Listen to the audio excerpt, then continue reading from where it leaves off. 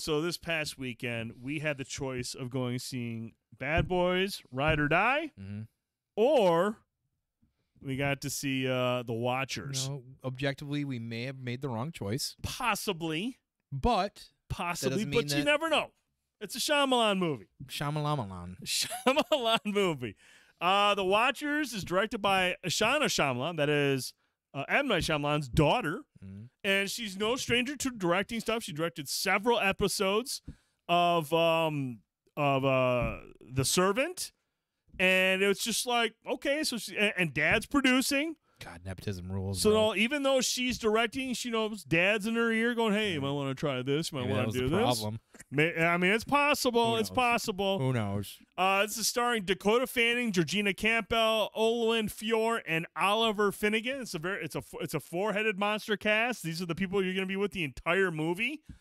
Tone, I mean, like, look, man, Shyamalan movies.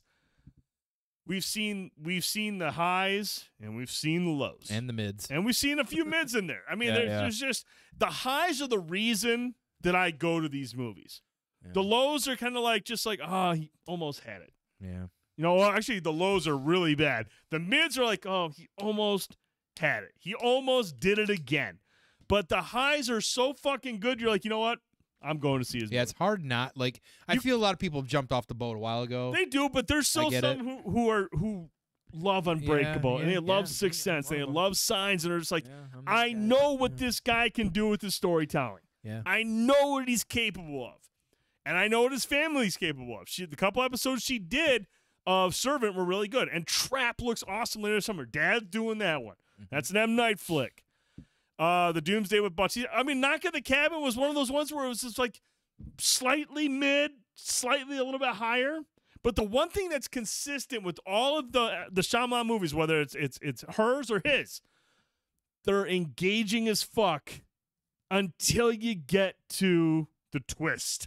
Yeah, I feel like you're in. You're like, because I think part of that is because you know what his twist can do when it hits. When it's a hit, when it's a home run, you're just like, this is going to be worth the time invested. I want to pay attention to everything. Yeah. And you usually get good performances. He gets good performances out of his cast. And you get that here with Dakota Fanning, Georgina Campbell. We've seen them. I mean, Dakota, it's been a minute. But like Georgina Campbell, she was in that movie we saw recently, The Bleed, whatever it was. The Forest one. The Forest, the Park Ranger. Very capable cast.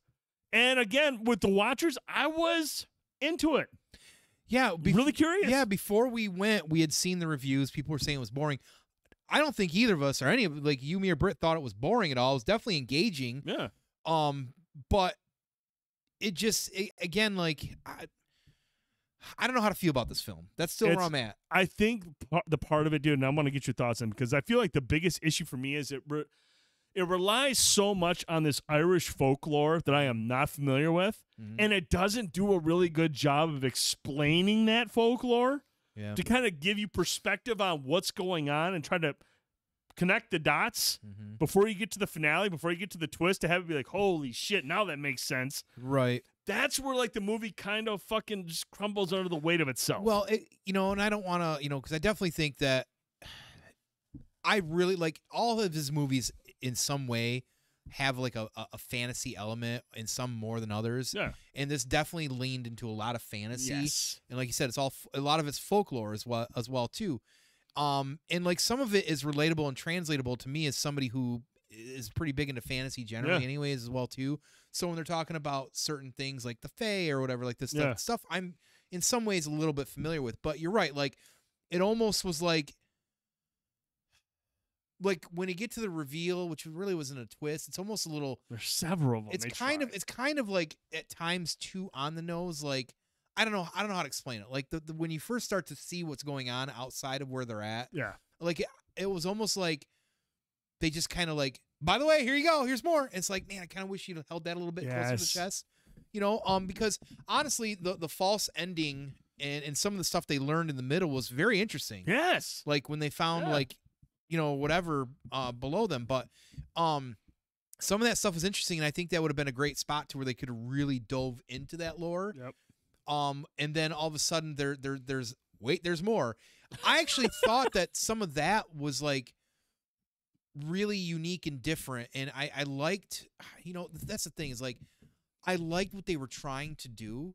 I just feel like some of it was kind of a miss. Like it's kind of messy towards the end. Yeah. Like I said, there is a degree of me that really does like kind of some of that twist and what was going on, because it was really unique and like even the end, like the resolution, I was like, oh, when you realize the evolution of that story, and or even that character, I was like, man, that is kind of neat. But you almost, because you don't know enough about some of that lore and stuff like that, it doesn't hit as hard.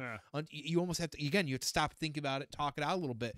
So like, I do think this is a movie that is definitely worth seeing. I don't feel like some of the reviews that have come down hard on it are necessarily as fair. I feel like you kind of almost have to have man, I don't know how to look at it.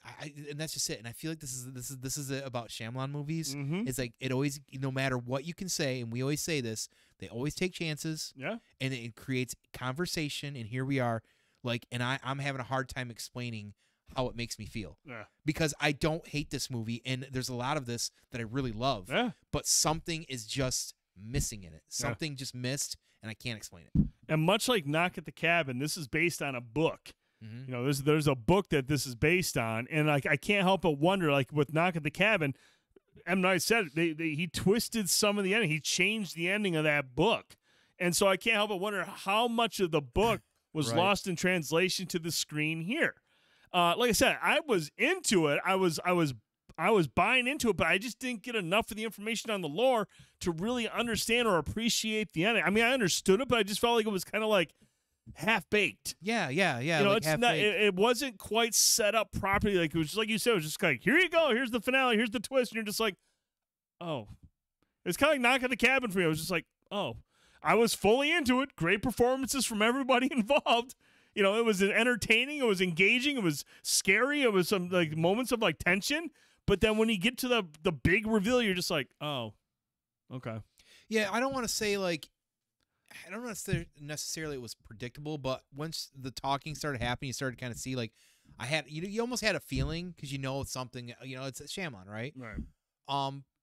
Man, I don't know. Like, yeah, it was kind of a miss, I guess, as well too. But I definitely didn't think it was boring though. I didn't understand. That was like that was the most like reoccurring thing with reviews. Like it's boring. I was like, I wasn't fucking bored. It's just weird because I enjoyed most of the movie as I'm watching it.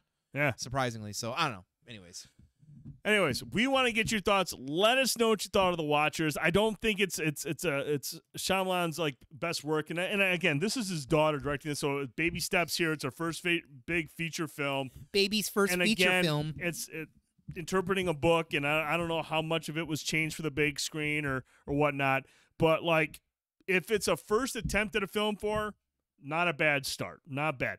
But for like a Shyamalan film and what I expect from those types of movies, not a great effort. I mean, I've seen better, and it's just like we'll see what comes for what her future looks like. Dad better not fuck up a trap though. If Dad fucks up trap, I'm gonna be upset. Don't fuck up trap. Absolutely, because that actually looks really cool. And that looks fucking awesome. Josh Hartnett I haven't watched the interview yet. I don't know if it was Variety or People or whatever, one of those that does that. He says that it was not his plan to come to Hollywood to be a heartthrob, and I'm like, that line alone makes me want to watch this interview that he's interviewed in.